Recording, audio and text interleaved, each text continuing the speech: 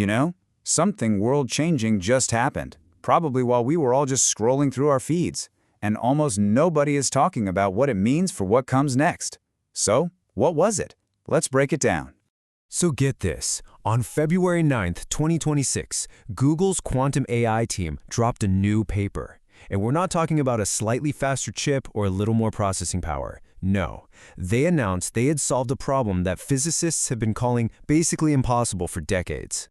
And this is the part that really matters. This isn't some abstract theory stuck in a lab somewhere. This breakthrough is on a very real timeline, and it's going to hit your professional life and your digital security a lot sooner than you probably think.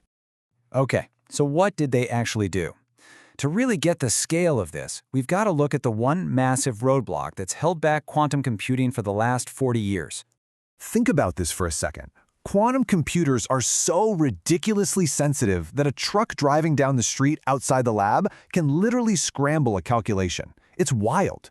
This constant corruption, this noise from the universe is called decoherence, and it has been the #1 enemy of progress. To get around this, scientists came up with this really brilliant analogy. A single quantum bit, a qubit, is like one person trying to whisper a secret across a loud, crowded room. The message just gets lost in the noise, right? So the solution was to create what's called a logical qubit, and that's like having a whole team of people whispering the secret together. If one person messes up a word, the others can correct them, and the message stays intact. The big fear, though, was that trying to coordinate that team would just create even more noise and make the problem worse. And that's the bombshell. That's what Google just proved was wrong. As they made their team bigger, going from a small group of qubits to a larger one, the error rate didn't go up. It got cut in half with each step. This was the moment, the proof that this method doesn't just work, it actually gets better and better the bigger you build it. So here's the bottom line. Building a useful, error-free quantum computer just moved from the realm of science fiction onto an engineering roadmap. The question is no longer if we can do it, it's when. The race has officially started. And this new reality, it immediately splits down two very different paths. So let's look at the incredible upside and the pretty terrifying downside that this one breakthrough just kicked the door open to. So on the one hand, you have the promise. We're talking about the potential to solve problems that our best supercomputers today just completely choke on. Things like climate models that can actually predict natural disasters, or designing new drugs to cure diseases in a fraction of the time. Or how about this, creating batteries that could charge an electric car in 5 minutes flat. But there is a massive flip side. The very same power that can build incredible new things can also be used to destroy. Specifically, to break the encryption that protects our entire digital lives. I mean, everything. Your bank account, your private data, your company's secrets. It's all built on a digital lock that this technology will soon hold the master key to. And there's this hidden danger that not enough people are talking about, the energy paradox.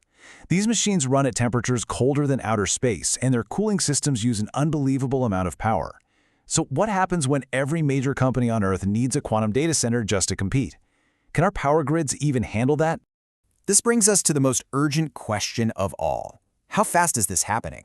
Because unlike tech shifts in the past that took decades to unfold, this one is on a very, very clear schedule. We're really looking at a three-phase revolution. Right now, we are in phase 1, the scaling race.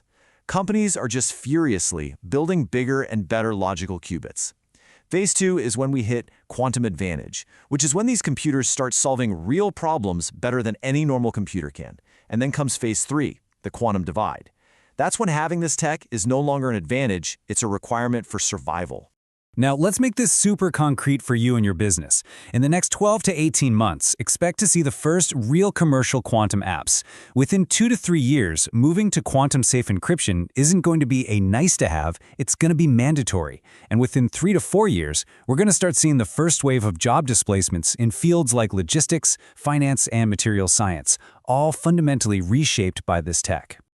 Okay, I know, this sounds like a lot. It's overwhelming. But the window of opportunity to prepare is right now, while we're still in the early days. So what should you actually do about it? Here are 3 things you can do immediately. First, audit your encryption. Any data you encrypt today can be copied and saved, ready to be broken open the second these computers are powerful enough. So start planning your move to quantum-safe standards now.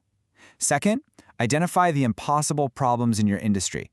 Where are you hitting a wall with computation? Those are your first quantum opportunities. And third, just get ahead of the curve. The people and businesses that start learning now will be the ones setting the agenda for the next decade. I mean, think about it. Just 36 months ago, most people had never even heard of ChatGPT, and now AI is absolutely everywhere. Quantum computing is on that same exact exponential curve, but with even bigger implications for the very fabric of our digital world. So this revolution isn't coming, it's already started. The only question left is, are you ready for it?